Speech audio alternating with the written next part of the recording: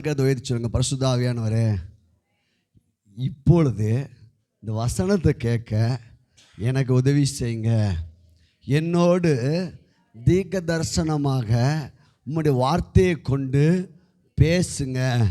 நான் என்ன செய்யணும், நான் எப்படி வாழணும், எனக்கு கற்றுத்தாங்க. ஆமென், ஹல்லேலூயா, பிரைஸ் தி லார்ட். இங்கே ஒரு யாக்கோப்புக்கு எழுதின நிருபம் 5ஆம் அதிகாரம் 16வது வசனத்துடைய கடைசி பகுதியை நான் வாசிக்கிறேன். நீதிமான் செய்யும் ஊக்கமான வேண்டுதல் மிகவும் பலனுள்ளதாய் இருக்கிறது. அல்லேலூயா. நீதிமான் செய்யும் ஊக்கமான ஜெபம் ரொம்ப பவர்ஃபுல்லாக இருக்குதான். பவர்ஃபுல் ஜெபம் எது தெரியுமா? நீதிமான் செய்கிற ஜெபம். யார் அந்த நீதிமான்? அல்லேலூயா சொல்லுங்க. நான் தான் கிறிஸ்துவுக்குள்ள, நான் நீதிமான். நான் செய்கிற ஜெபம் பவர்ஃபுல்லாக இருக்கும். அல்லேலூயா, வல்லமையாக இருக்கும். என்ன அர்த்தம்னா, நீங்கள் செய்கிற ஜெபத்துக்கு பதில் உண்டுன்னு ஆண்டவர் தீர்க்கதரிசனமாக சொல்கிறார். அல்லேலூயா. நீ ஜெபமான வந்துட்டனால சத்துரு பயப்படுவான். ஏன் தெரியுமா? நீங்கள் நீதிமான். அல்லேலூயா. நீதிமான் என்ன அர்த்தம் தெரியுமா? தேவன் விரும்புகிற நீதியை உடையவன். அல்லேலூயா, அல்லேலூயா. தேவன் விரும்புகிற ஒரு நல்வாழ்வை வாழுகிறவனா. இது யாராலும் வாழ முடியுமா? அப்படி தேவன் விரும்புகிற நீதி ஒரு மனிதனிடத்துலையும் இல்லை, ஆனால் இயேசு இடத்துல மாத்திரம் இருந்தது. அல்லேலூயா. அதனால் பிதாவாகி தேவன் நம்மை ரட்சித்து நம்மளை இயேசுவுக்குள்ளே வச்சுட்டார். அல்லேலூயா. அவர் விரும்புகிற அந்த நீதி, பரிசுத்தம், இரக்கம், அவர் விரும்புகிற வண்ணமாகவே யார் வாழ முடியும்னா, மாமிசத்தில் வெளிப்பட்ட இயேசு ஒருத்தர் தான். அல்லேலூயா. ஆகையால் ரட்சிக்கப்பட்ட நம்மளை எங்கே வச்சுட்டார் தெரியுமா? தூக்கி கொண்டு போய் இயேசுக்குள்ளே வச்சுட்டாரு. நம்ம மனசு சில நேரங்களை சொல்லும், சில பலவீனங்களை சொல்லும், சில இயலாமையை சொல்லும், சில நேரங்கள் நீ ஒரு பாவின்னு கூட சொல்லும். ஆனால் தேவன் உங்களை எப்படி பார்க்குறாரு தெரியுமா? ஒரு லென்ஸ் வச்சுருக்கார். அந்த லென்ஸு என்ன லென்ஸுனா, கிறிஸ்துவுக்குள். அல்லேலூயா. இப்போ நான் ஒரு பிளாக் கலர் கண்ணாடி போட்டால் நான் பார்க்கும்போது பிளாக்காக தெரியும். இயேசு கிறிஸ்து பிதாவாகி தேவன் நம்மளை எப்படி பார்க்குறாரு தெரியுமா? இயேசுவின் மூலம் பார்க்குறார். எபேசியர் 1ஆம் அதிகாரத்தில் ஒரு காரியம் எழுதப்பட்டிருக்குது.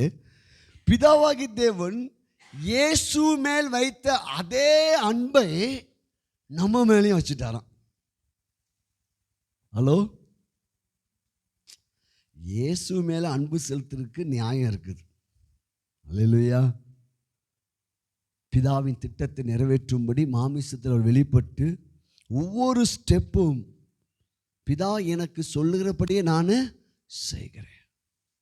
தன்னையே அவர் ஒப்பு கொடுத்தார். இயேசு கிறிஸ்து ஞானஸ்நானம் பெற்று ஜலம் ஏறின உடனே வானத்திலிருந்து பிதாவின் சத்தம் கேட்டது, இவர் என் நேசகுமாரன், இவரில் நான் அன்பா இருக்கிறேன். இயேசுவை நேசிக்கிறதுக்கு பிதாவுக்கு உரிமை இருக்குது. அதேபோல் இயேசு கிறிஸ்துவும் அதுக்கேற்ற தகுதியும் இருக்குது. இப்போ என்ன சொல்றாரு? இயேசு மேலே வைத்த அதே அன்பை இயேசுக்குள் இருக்கிற ஓ மேலே நான் வைக்கிறேன். அல்லேலூயா. கைகளை புரிந்தவர்கள் கைகளை தட்டி glory to Jesus. என்ன அன்பு பாருங்க. அன்புக்கு நான் அடிமை. அல்லேலூயா. இந்த அன்பு நமக்கு தெரியல பாருங்க. என்ன ஒரு பியூட்டிஃபுல் லவ். இயேசுவை நேசித்த அதே அன்புங்க நம்மளே நேசிக்க. நம்ம கண் திறக்கப்படலை. நம்ம என்ன நினச்சிருக்கோம் தெரியுமா? ஐயோ, யாரும் என்னை நேசிக்க மாட்டேக்காங்க, நான் ஆண்டவருக்கு பிரியம் இல்லாமல் இருக்கிறேன், நான் ஒரு பாவி, என்னால் ஜெபிக்க முடியல, என்னால் இந்த வேத வாசனத்தை கை கொள்ள முடியல, இப்படி நினச்சிட்டு இருக்கிறோம். தேவன் பார்க்கிற வண்ணமாய் நீங்கள் வார்த்தையின் மூலம் உங்களை பார்ப்பீர்கள் என்றால் உங்கள் வாழ்க்கை வெற்றியாக அமையும். அல்லேலூயா. பிசாசு ஒரு கண்ணாடி வச்சுருக்கான், ஒரு லென்ஸ் எடுத்துகிட்டு வரான், உங்கள் கையில் கொடுக்குறான். அதை தான் நீங்கள் யூஸ் பண்ணிக்கிட்டே இருக்கீங்க. அவன் என்ன சொல்கிறான் தெரியுமா? பார்த்தியா, நீ எவ்வளோ பலவீனமானவன், நீ எவ்வளவு வியாதிஸ்தான், நீ எவ்வளவு பாவி, நீ செய்யறதுல ஒன்றுமே என்ன செய்யலை, நடக்கலை. பொய்யனு பொய்க்கு அவன் இடத்துல என்ன இல்லையா, சத்தியம் இல்லை. என்னதான் சொல்லுவான், பொய். நம்ம அவன் கொடுத்த லென்ஸை வாங்கிட்டு அவனை பார்க்கறதுக்கு பதில் நம்மளை நெஞ்சிடும். தேவன் நம்மளை எப்படி பார்க்குறா தெரியுமா? இன்னும் ஒன்று சொல்கிறேன், எந்த நிலைமையிலையும் நீங்கள் இயேசுக்குள்ள தேவன் உங்களை அளவில்லாமல் நேசிக்கிறார். இயேசுவை நேசித்த அதே அன்பு, அதுக்கு ஒரு எக்ஸாம்பிள் சொல்கிறேன். இயேசு நமக்காக பாவத்துக்காக சாபத்துக்காக வியாதிக்காக சிலுவைக்கு போய் அந்த பாடுகளை அனுபவித்து அந்த வேதனையை அனுபவித்து துடிச்சு கடைசி சொட்டு ரத்தத்தை சிந்தி 3 நாள் உயிர்த்தெழுந்து பிதாவாகி தேவன் எபேசியர் 1 எழுதப்பட்டிருக்குது, அவரை பிதாவின் வலது பார்சத்தில் உட்கார வைத்தார். இதில் நியாயம் உண்டா? நியாயம் இருக்குதா? நியாயம் இருக்குது. அவர் பட்ட பாடுனால அவர் பிதாவாகி தேவன் உயர்த்தினார். இப்போ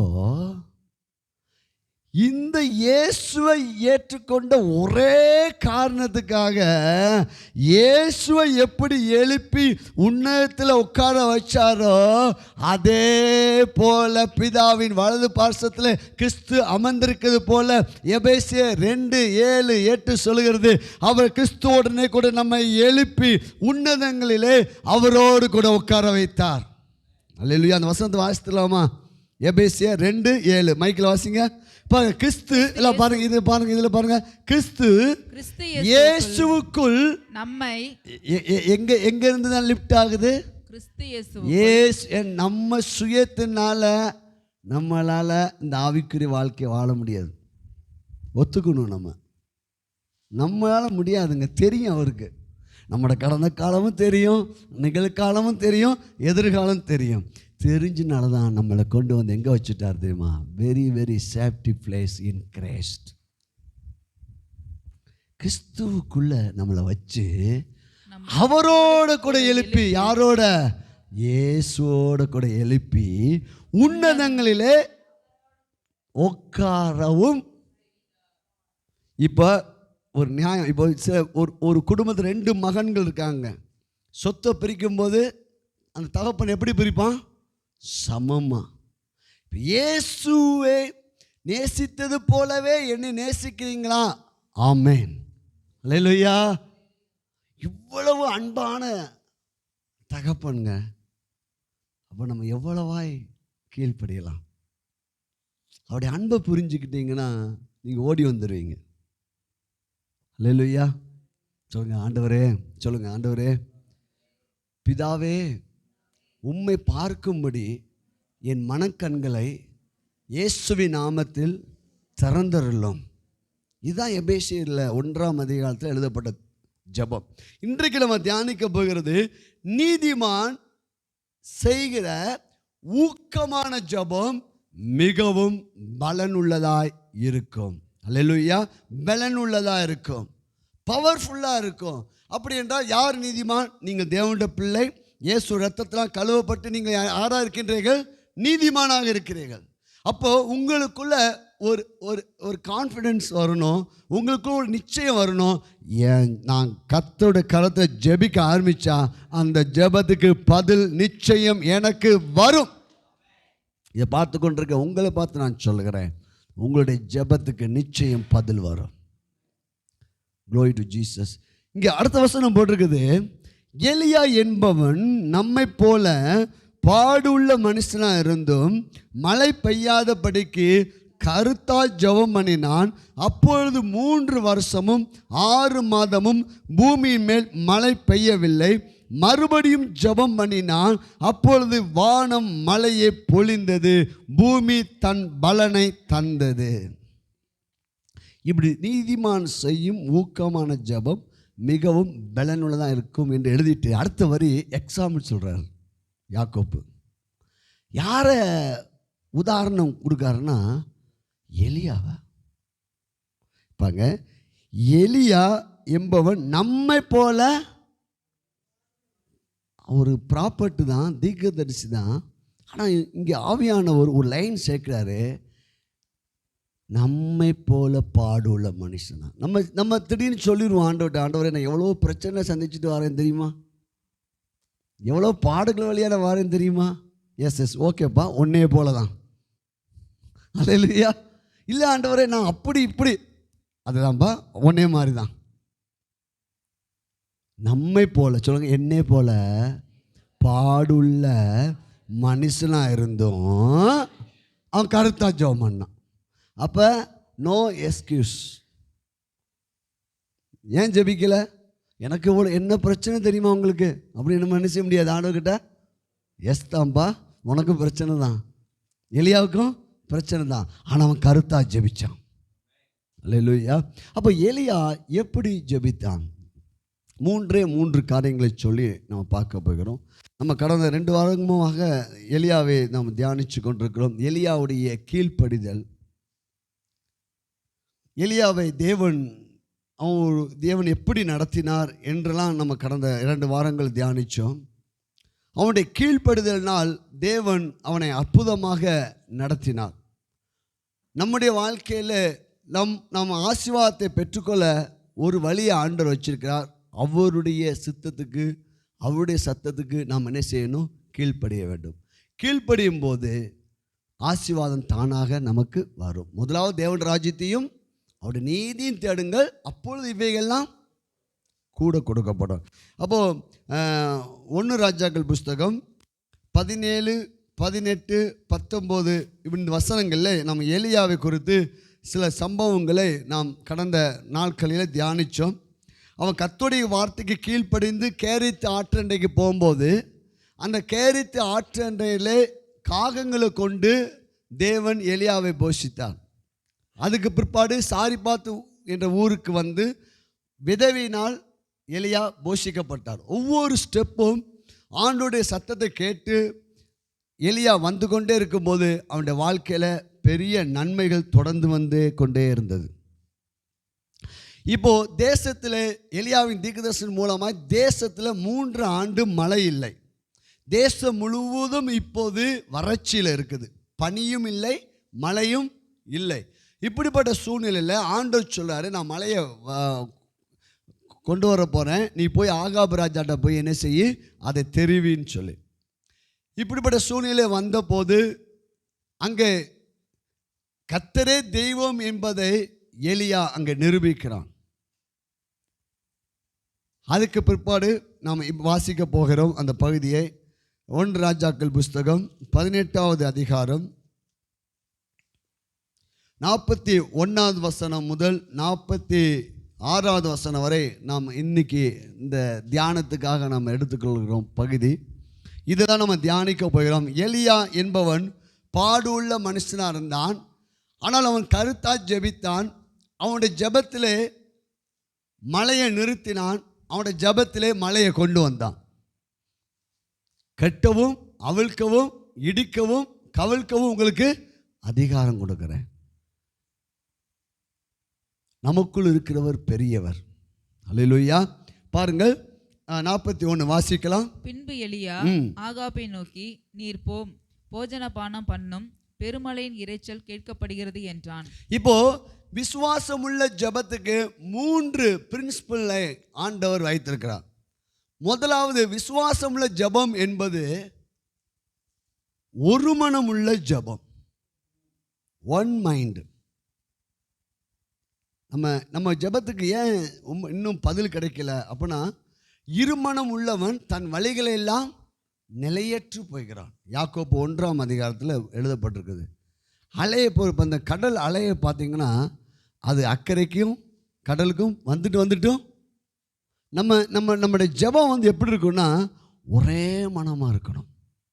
நம்ம ஜெபிக்க போகிறோம், பாடி துதிக்க போகிறோம் அப்படின்னா உங்கள் மைண்டை, அதனால தான் ஆண்டவர் சொன்னார், நீங்கள் ஒன்றுக்கும் கவலைப்படாமல் எல்லாவற்றை குறித்து ஸ்தோத்திரத்தோடு கூட ஜெபத்தை தேவனுக்கு தெரியப்படுத்தி எல்லா பாரத்தையும் அவர் மேலே வச்சிடணும்.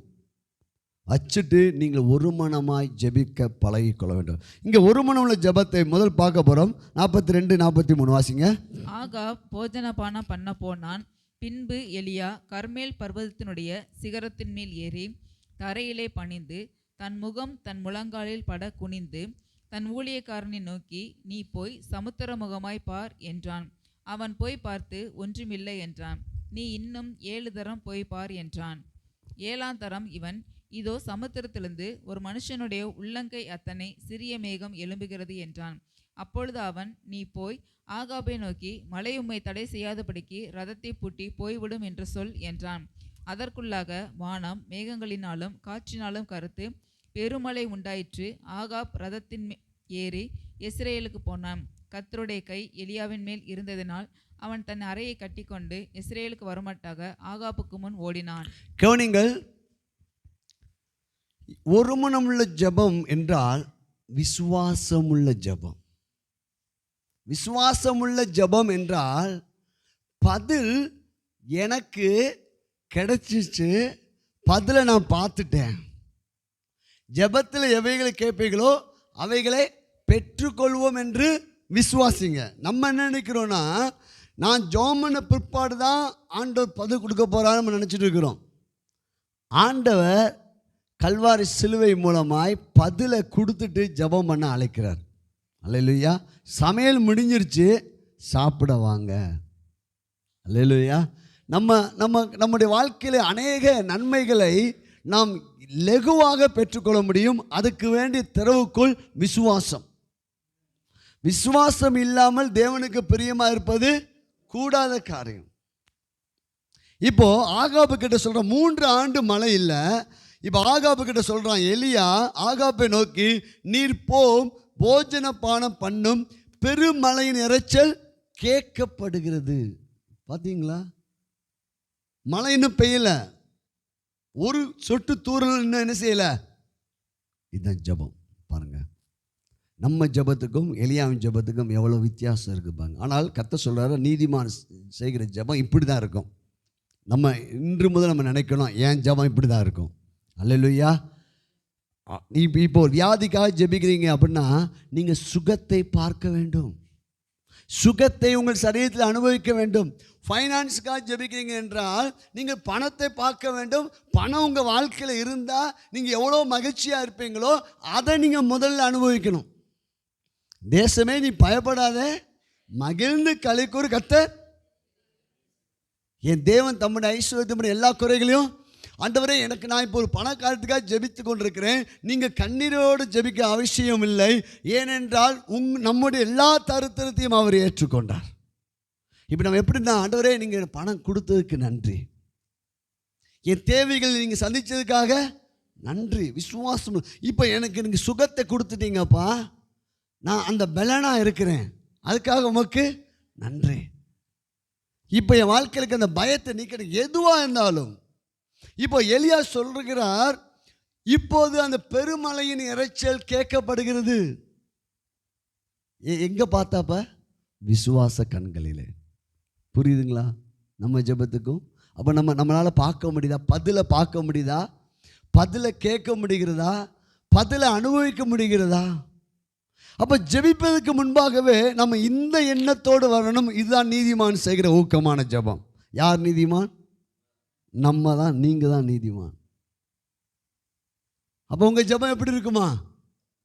ஒருவேளை இதுவரை நம்ம ஜெபம் இப்படி இல்லாமல் இருக்கலாம். ஆனால் இப்போ நீங்கள் பிலீவ் பண்ணுங்க, நான் நீதிமான், நான் விசுவாசமாக ஜெபிப்பேன். நான் கண்ணீரோடு கதற எனக்கு அவசியம் இல்லை, கிளைம் பண்ணுவேன். ஆண்டவர் எனக்கு சிலுவையில் எல்லாம் செய்து முடித்திருக்கிறாரு. அல்லேலூயா. இப்போ அவன் சொல்கிறான், வேமா போயிரு, மழை வந்துடும் சொல்கிறான். அல்லேலூயா. கடனை குறித்து கவலைப்படாதீங்க, பண பிரச்சனை குறித்து கவலைப்படாதீங்க, வியாதியை குறித்து கவலைப்படாதீங்க. உங்களோட வாழ்க்கையில் எந்த ஜெபமாக இருந்தாலும், ஆண்டவரே நீங்கள் செஞ்சிட்டீங்க, ஆண்டவரே அதை நான் விசுவாசிக்கிறேன், அதை நான் பார்க்குறேன். ஒன்று புரியும். முதல் பிரின்சிபல் என்னது? நீங்கள் ஜெபம் பண்ணுவதற்கு முன்பாகவே பதிலை பார்க்க வேண்டும், கேட்க வேண்டும், அனுபவிக்க வேண்டும். ரெண்டாவது, இந்த எண்ணத்தோடு நீங்கள் ஒருமனப்பட வேண்டும். பாருங்க, எலியா கர்மேல் பர்வதத்தினுடைய சிகரத்தின் மேல் ஏறி தரையிலே பணிந்து தன் முகம் தன் முழங்காலில் பட குனிந்து. என்னன்னா, இந்த உங்க எந்த சூழ்நிலையும் எலியா பார்க்கல. எங்கே போயிட்டான்? மைண்ட் எங்கே போயிடுச்சு? முழங்கா இப்படி படிட்டு தலை கீழே குனிஞ்சு வேறு எதையும் பார்க்கல. உங்கள் சரீரத்தில் இருக்கிற பலவீனத்தை பார்த்தா நீங்கள் விசுவாசமுள்ள ஜெபத்தை பண்ண முடியாது. உங்கள் அக்கௌண்ட்டில் இருக்க பணத்தை ஏற்றத்தாழ்வு பிரச்சனையை பார்த்தா நீங்கள் ஆசீர்வாதமான ஜெபத்தை நீங்கள் என்ன செய்ய முடியாது? பெற முடியாது. அல்லேலூயா. நல்ல பாருங்க, சூழ்நிலையை பார்த்தீங்கள் என்றால் சூழ்நிலையை நபர்கள் மூலமாக சூழ்நிலையை உண்டாக்குவான். உங்களுடைய சரீரத்தில் சில சூழ்நிலைகளை உண்டாக்குவான். அவனால் என்னெல்லாம் செய்ய முடியுமோ முயற்சி பண்ணுவான். ஆனால் நீங்கள் எதையும் பார்க்காம எதை தான் நீங்கள் கேட்டுக்கொண்டு இருக்கணும்? இறைச்சல் கேட்குது, மழை வரப்போகுது, எனக்கு கர்த்தர் ஜெபத்துக்கு பதில் கொடுத்துட்டாரு, நான் இப்போ இருக்கிறத பார்க்கல, 1000 மடங்கு நான் பெருக போகிறேன், நான் நீதிமான், என் ஜெபம் நிறைவேற போகிறது. அதனால தான் அவன் எதையும் பார்க்கலங்க. இது இங்கே தான் நம்ம தவறு பண்ணுகிறோம். நம்முடைய அக்கௌண்ட் பேலன்ஸை பார்க்குறோம், சூழ்நிலையை பார்க்குறோம், பலவீனங்களை குடும்பத்திற்கு சண்டை சச்சரவை பார்க்குறோம்.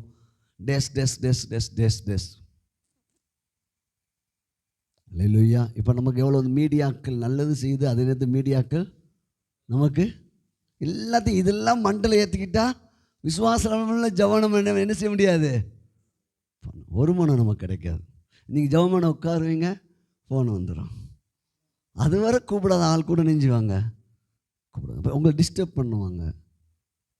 ஒரு மனமா அப்புறங்க தலை முழங்கால் படிட்டு அப்படியே குனிஞ்சிட்டான், சரணடைஞ்சிட்டான். ஆண்டவரே, நான் விசுவாசத்தை பார்க்குறேன், என் ஜெபத்துடைய பதிலை பார்க்குறேன், நீங்கள் எனக்கு அந்த இறைச்சலை நான் பார்த்துட்டு இருக்கிறேன். ஆண்டவரே, நான் சொல்லிட்டேன் இந்த ஆகாபுக்கிட்ட மழை வரப்போகுதுன்னு. அல்லேலூயா. ரெண்டாவது பாயிண்ட்டு, ஒரு மனம். எதில் ஒரு மனம்? விசுவாசத்தில் தேவன் செய்ய போகிறார், அதில் ஒரு மனம். அல்லேலூயா. கர்த்தர் உங்களுடைய வாழ்க்கையில் அந்த பெரிய காரியங்களை ஆண்டவர் உங்களுக்கு செய்ய போகிறார். மூன்றாவது, இன்னைக்கு புதிய ஏற்பாட்டில் இன்னொரு நமக்கு ஒரு ப்ளஸ் பாயிண்ட், அந்நிய பாஷையில் ஜெபித்தல். அந்நிய பாஷை ஜெபிக்கும் போது ஆவியானவர் நம்முடைய விண்ணப்பங்களை பிதாவிடத்திலே கொண்டு போகிறார். ரோமர் 8ஆம் அதிகாரம் 26, 27. நம்ம ஏன் அந்நிய பாஷை ஜெபிக்கணும்? நம்ம அந்நிய பாஷை ஜெபிக்கும் போது நம்முடைய ஜெபத்துக்கு நிச்சயம் ஒரு அற்புதமான பதில் ஆண்டோடைய இடத்துலேருந்து நமக்கு கடந்து வரும். அந்தபடியே ஆவியானவரும் நமது பலவீனங்களில் நமக்கு உதவி செய்கிறார். ஆவியானவரும் நமது பலவீனங்களிலே. இப்போ உங்களால் கண்ட்ரோல் பண்ண முடியல, சில பிரச்சனைகள் உங்கள் மனதில் வந்துட்டு போயிட்டு இருக்கிறது. சில சூழ்நிலைகளை உங்களால் மறக்க முடியல, ஜெபம் பண்ணுறீங்க ஆனால் உங்களால் முடியல. பலவீனங்களில் உங்களுக்கு உதவி செய்வார். அல்லேலூயா. எலியா என்பவன் நம்மை போல பாடுள்ள மனுஷனாக இருந்தோம். இப்போ நமக்கு ஒரு குட் நியூஸு, நான் தனியாக ஜெபிக்கல, ஆவியானவரோடு சேர்ந்து ஜெபிக்கிறோம். ஆவியானவர் நம்முடைய பலவீனங்களில் நமக்கு என்ன செய்வார்? உதவி செய்வார். இப்போ ஆண்டவர் எப்படி உங்களை பாப்பா தெரியுமா? இப்போ பாருங்க, நம்ம ஆராதனை வேலையில் ஒருத்தவங்க ஒரு பிரச்சனையோடு வந்திருக்கீங்க. ஆண்டு ஒவ்வொருவருக்கும் ஒரு வார்த்தையை சொல்லி உங்களை என்ன செய்தார்? ரெனியூ. இது ஆவியானுடைய பார்வை. அல்லேலூயா. அப்போ அவரோடு சேர்ந்து ஆவியானவரும் நமது பலவீனங்களிலே நமக்கு உதவி செய்கிறார். அப்போ ஜெபமான போவதற்கு முன்பாக நீங்கள் இன்னொரு குட் நியூஸ் சொல்கிறேன், உங்களுக்கு உதவி செய்யும்படி பரிசுத்த ஆவியானவர் உங்கள் கூடயே இருக்கிறார். ஆண்டவர், என்னால் இந்த மைண்டை கண்ட்ரோல் பண்ண முடியல, ஆனால் பட் நீங்கள் எனக்கு ஹெல்ப் பண்ணுங்கள், நீங்கள் எனக்கு ஹெல்ப் பண்ணுங்கள். நீங்கள் கேட்டு பாருங்க, இது ஆஃப்டர் இந்த சர்வீஸுக்கு பிற்பாடு நீங்கள் போய் வீட்டில் போய் உட்காந்து, பரிசுத்த ஆவியானவரே, நான் ஒரு மனமாக ஜெபிக்கணும், விசுவாசமாக ஜெபிக்கணும், பதிலை பெற்றுக்கொள்ளும்படி நான் ஜெபிக்கணும், ப்ளீஸ் ஹெல்ப் மீ. அவர் எங்கே இருக்கார் தெரியுமா? உங்கள் கூட தான் இருக்கார், உங்களுக்குள்ளே இருக்கார். நீங்கள் கேட்டு வேணா பாருங்கள் என்ன நடக்குன்னு பாருங்க. உண்மையாக நீங்கள் கேட்டீங்கன்னா உங்கள் ஜெபம் ஃபயராக மாறிடும், உங்கள் ஜெபத்துக்கு பதில் வந்து விடும். ஆவியானவர் நமது பலவீனங்கள் நமக்கு உதவி செய்கிறார். அடுத்தது பார்த்தீங்களா, நாம் ஏற்றபடி வேண்டிக் கொள்ள வேண்டியது இன்னதென்று அறியாமல் இருக்கிறபடியால் ஆவியானவர் தாமே வாக்கு கடங்காத பெருமூச்சுகளோடு நமக்காக வேண்டுதல் செய்கிறார். கைகளை தட்டி கொஞ்ச நேரம் 2 நிமிஷம் அந்நிய பாஷையில் ரெக்கா லாதோ ராபா ராபா ஷாலாபாலா ஓ ராகா லாதா ரபோ மாசா தோரா காபோ லாகா லாபா. ஏன் அந்நிய பாஷை ஜெபிக்கணும்? இதுதான் அவர் நமக்காக என்ன செய்கிறாரா? நமக்கு தெரியல என்ன எப்படி ஜெபிக்கணும், ஒன்றும் புரியல, எல்லாம் இருட்டாக இருக்குது லைஃப்பில், வாழ்க்கையில் ஒன்றும் தெரியல. ஆண்டவரே பயப்படாதீங்க, உங்களுக்கு உதவி செய்யும்படி ஆவியானவங்க கூட இருக்கிறார். திரும்ப பாருங்க, இந்த ஆவியானோடு சேர்ந்து நம்ம அந்நிய பாஷையில் ஏன் ஜெபிக்கணும் என்பது தான் சொல்லிட்டு இருக்கிறேன். நீங்கள் அந்நிய பாஷை ஜெபிக்கும் போது உங்களுக்கு புரியாது, ஆனால் உங்களுக்குள்ளே இருந்து பிதாவை நோக்கி அவர் ஜெபித்து கொண்டிருக்கிறார். எப்படி ஜெபிக்க பாருங்க, ஆவியானவர் தேவனுடைய சித்தத்தின்படியே பரிசுத்தவான்களுக்காக வேண்டுதல் செய்கிறபடியால் இருதயங்களை ஆராய்ந்து பார்க்கிறவர் ஆவியின் சிந்தை இன்னதென்று அறிவார். பரிசுத்த ஆவியானவர் நீதிமான்களுக்காய் வேண்டுதல் செய்கிறார், பரிசுத்தவான்களுக்காய் வேண்டுதல் செய்கிறார். அல்லேலூயா. அப்போ நீங்கள் என்ன செய்யணும்? ஜெபம் பண்ண போவதுக்கு முன்னாடி, ஆண்டவரே பரிசுத்த ஆவியானவரே எனக்கு நான் ஒரு மனமாக ஜெபிக்கணும், எனக்கு உதவி செய்யுங்க. ஆவியானவரே நான் ஒரு மனமாக பாடி ஜெபிக்கணும், பாடி ஆராதிக்கணும், எனக்கு உதவி செய்யுங்க. பரிசுத்த ஆவியானவர் எனக்கு ஒரு மனமாக பைபிள் படிக்கணும், எனக்கு உதவி செய்யுன்னு கேளுங்க. அவர் உங்களுக்குள்ளே இருக்கிறார். Always help you. எல்லா நேரமும் உங்களுக்கு உதவி செய்கிறவர் உங்களோடு கூட இருக்க. இன்னும் ஒரு வசனத்தை, யூதா புஸ்தகம். நம்ம ஏன் மூன்றாவது காரியத்தை நம்ம பார்த்துட்டு இருக்கிறோம். யூதா புஸ்தகத்தில் பரிசுத்த ஆவிக்குள் விசுவாசத்தோடு நம்ம எப்படி ஜெபிக்கணுமா? பரிசுத்த ஆவிக்குள்ள நாம் ஜெபிக்க வேண்டுமா? Glory to Lord. யூதா புஸ்தகம் வாசிங்க. நீங்களோ எத்தனாவது வசனம்? 20வது வசனம். பக்கம் சொல்லுங்க. யூதா 20வது வசனம். நீங்களோ பிரியமானவர்களே உங்கள் மகா பரிசுத்தமான விசுவாசத்தின் மேல் உங்களை உறுதிப்படுத்தி கொண்டு பரிசுத்த ஆவிக்குள் ஜெபம் பண்ணி. கவனிங்கள் பிரியமானவர்களே, உங்கள் மகா பரிசுத்தமான விசுவாசத்தின் மேல் உங்களை உறுதிப்படுத்தி கொண்டு. இங்கே ஏலியா எப்படி ஜெபித்தான்? என்ன விசுவாசம்? மலையின் இறைச்சல், அதில் உறுதி அண்ணிட்டான். அப்போ எனக்கு ஜெபத்துக்கு பதில் கொடுப்பாரா கொடுக்க மாட்டாரா? No no no no no no no. இருமனம் இருக்கக்கூடாது. இருமனம் உள்ளவன் தன் வழியெல்லாம். ஏன் நம்ம ஜெபம் கேட்கப்படல? விசுவாசம் வேண்டும். இப்பிரியமானவர்களே, தேவனுடைய பிள்ளைகளே, நீதிமான்களே, உங்கள் மகா பரிசுத்தமான விசுவாசத்தின் மேல் உங்களை உறுதிப்படுத்தி கொண்டு. அப்போ ஃபஸ்ட்டு நமக்கு என்ன வேணும்? விசுவாசம். அப்போ வேதத்தை வாசித்து ஜெபிக்கணும், விசுவாசித்து ஜெபிக்கணும். பதிலை பெற்றுக்கொள்வதற்கு முன்பாகவே பதில் எனக்கு கிடைச்சிச்சுன்னா நான் எவ்வளோ சந்தோஷப்படுவேனோ அந்த சந்தோஷத்தோடு ஜெபிக்க வேண்டும். விசுவாசத்திலே உங்களை உறுதிப்படுத்தி கொண்டு பரிசுத்த ஆவிக்குள் ஜெபம். அங்கே தான் அந்நிய பாஷை. அல்லேலூயா, பிரைஸ் தி லார்ட். அப்போ முதல் காரியம், நீங்கள் விசுவாசத்தை, நீங்கள் என்ன ஜெபம் பண்ண போகிறீங்களோ அது பதில் கிடச்சிருச்சுன்னு சொல்லி விசுவாசிக்கணும். ரெண்டாவது, ஒருமனப்படணும். என்ன ஒருமனா? அந்த பதிலை குறித்த ஒருமனப்படணும், சூழ்நிலை குறித்து என்ன செஞ்சிடக்கூடாது? ஒருமனக்கூடாது. மூன்றாவது, ஆவியானவரே எனக்கு உதவி செய்யுங்க. ஒருவர் நீங்கள் அந்நிய பாஷை அபிஷேகம் பெற்றிருந்தீங்கன்னா நீங்கள் அந்நிய பாஷை ஜபிக்க ஆரம்பிச்சிடணும். ஒரு 10 நிமிஷம், ஒரு 1/4 மணி நேரம் நீங்கள் ஆவியானவரே எனக்கு உதவி செய்யுங்கன்னு சொல்லிட்டு நீங்கள் அந்நிய பாஷை பேச ஆரம்பிச்சுன்னு சொல்லுங்க, உங்களால் நிறுத்த முடியாது. ஜெபம் பண்ணிக்கிட்டே இருப்பார் ஆண்டவர். அல்லேலூயா. எல்லாம் அப்படி எழுந்து நிற்போமா? Glory to. 3 காரியம். நாம் நீதிமானாக இருக்கிறோம். நிச்சயம் உங்களுடைய ஜெபத்துக்கும் பதில் கிடைக்கும். நீங்கள் கிறிஸ்துவுக்குள் நீதிமானாக இருக்கிறீர்கள். நீங்கள் இயேசு ரத்தத்தில் கழுவப்பட்டிருக்கீங்க. நம்முடைய வாழ்க்கையில் எவ்வளவோ பலவீனங்கள், உங்கள் வாழ்க்கையில் போராட்டங்கள், பிரச்சனைகள் சூழ்ந்திருக்கலாம். ஆனால் கவலைப்படாதிருங்கள். அந்த போராட்டத்தின் நடுவிலையும், பிரச்சனை நடுவிலையும், வியாதியின் நடுவிலையும், கடன் பிரச்சனை நடுவிலையும், உங்கள் குடும்பத்தில் என்ன சூழ்நிலையாக இருந்தாலும் அது நடுவிலையும் கூட நீங்கள் ஜெபிக்க முடியும்.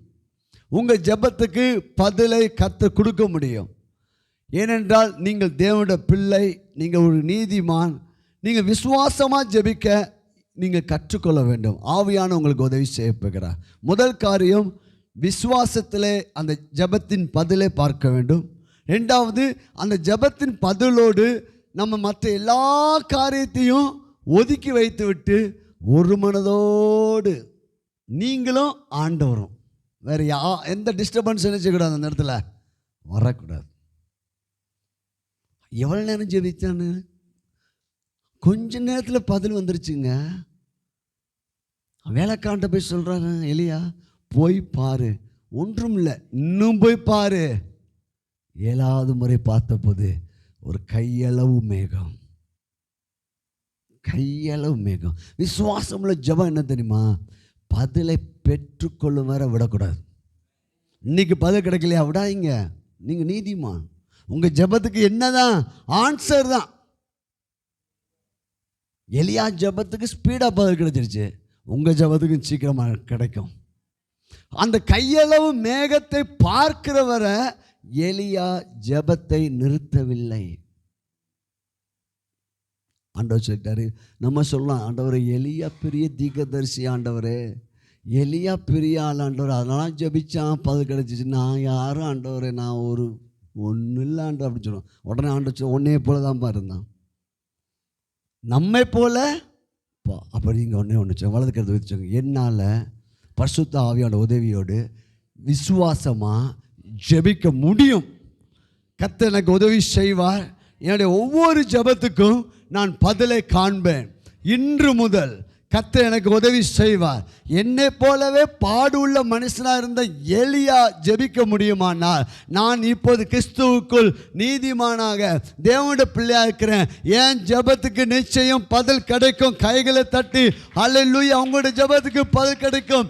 நான் உங்களுக்கு ப்ராபஸியாக சொல்கிறேன், ஜெபித்து பாருங்கள், நன்மையை பெற்றுக்கொள்வீங்க, ஆசீர்வாதத்தை பெற்றுக்கொள்வீங்க, சுகத்தை பெற்றுக்கொள்வீங்க, செழிப்பை பெற்றுக்கொள்வீங்க.